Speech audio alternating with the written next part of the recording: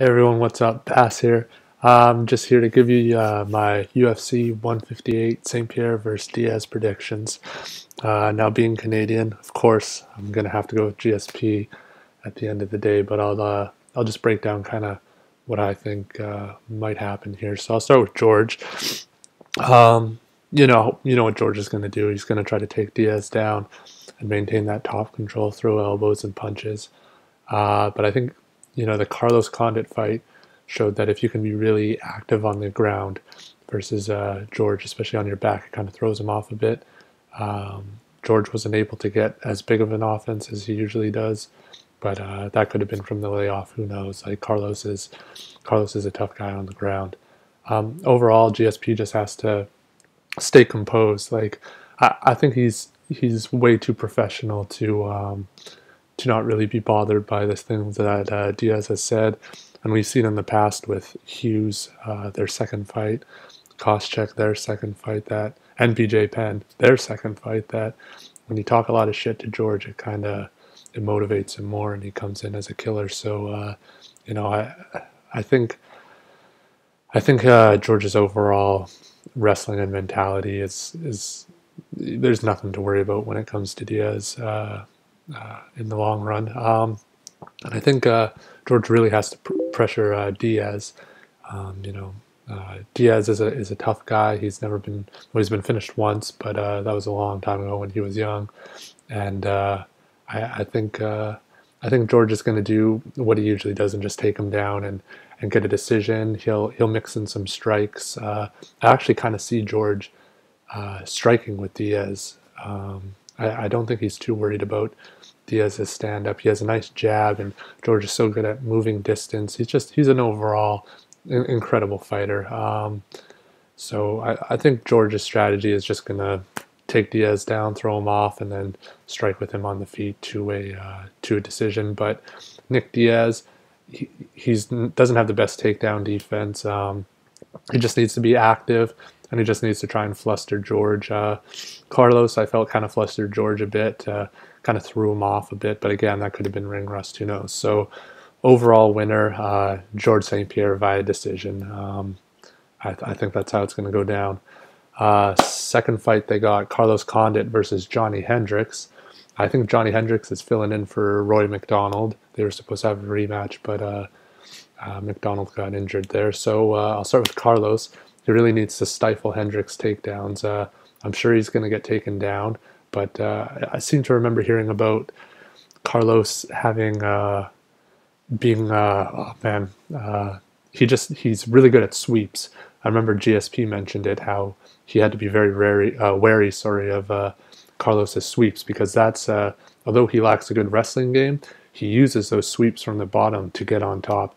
And I think he can pull that off against Johnny Hendricks. I haven't seen too much of Johnny Hendricks aside from the Koscheck fight and the Fitch and Campman fight, but I feel like Hendricks is a little overhyped right now. I think Carlos's style is good against Hendricks. I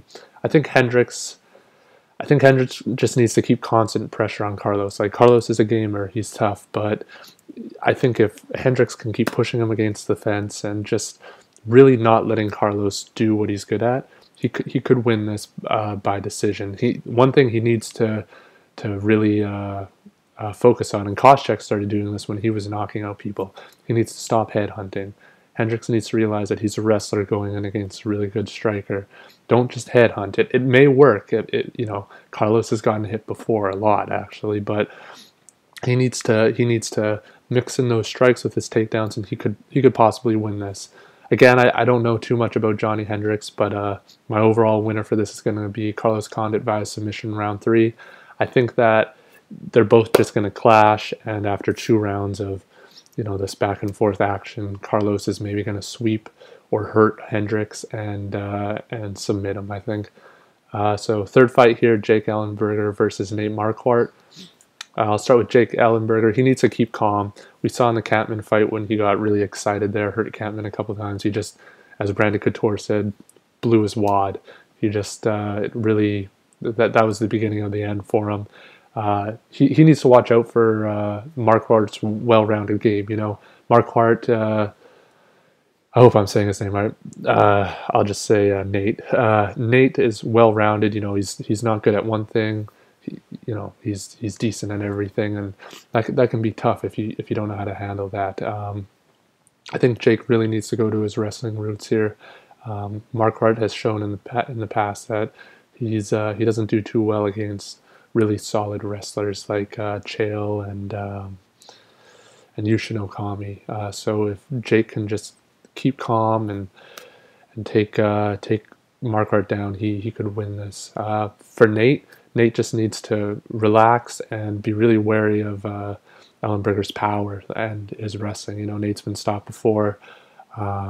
He just needs to be careful of that because Jake Ellenberger has some sick power. I think Nate holds the edge in the stand-up, but he just has to be careful. You know, just you never know. He needs to kind of keep that pressure on Jake and tire him out a bit and keep him, you know, confused.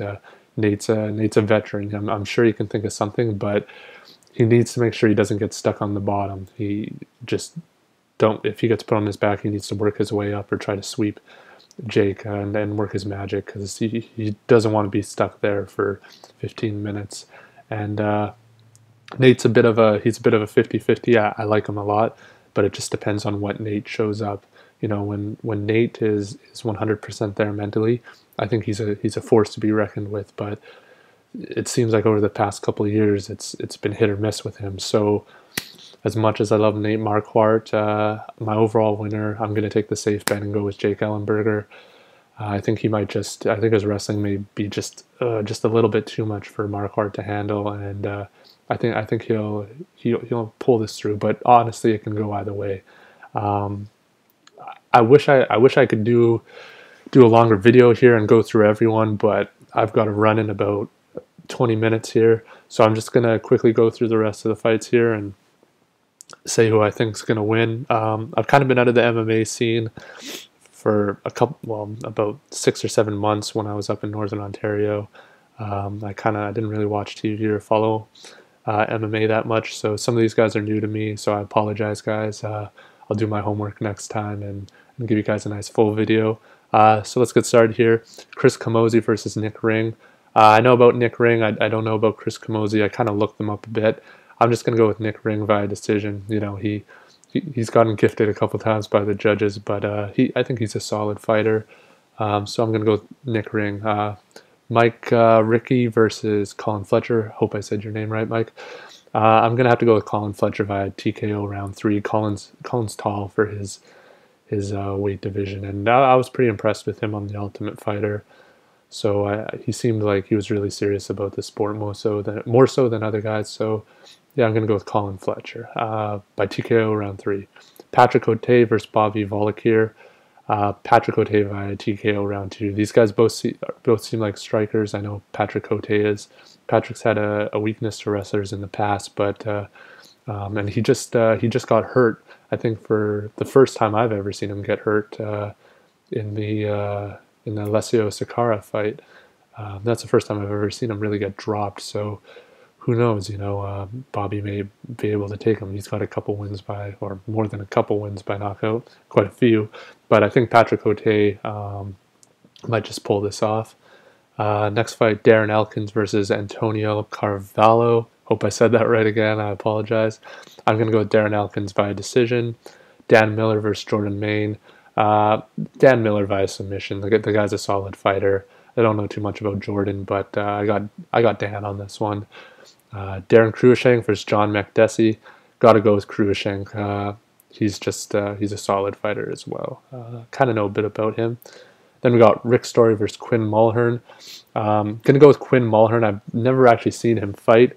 I've seen Rick Story fight, and I know Damian Maia got that really sick neck crank on him, and blood was coming out of his nose. It was crazy. But I think Quinn might pull out his submission round 2.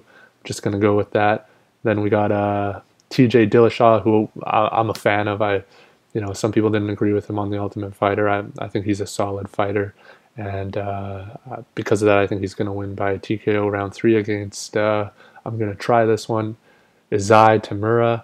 I think he's going to beat him by TKO round 3. I know TJ doesn't have knockout power, but that's just going to be my that's the craziness that goes on in my head.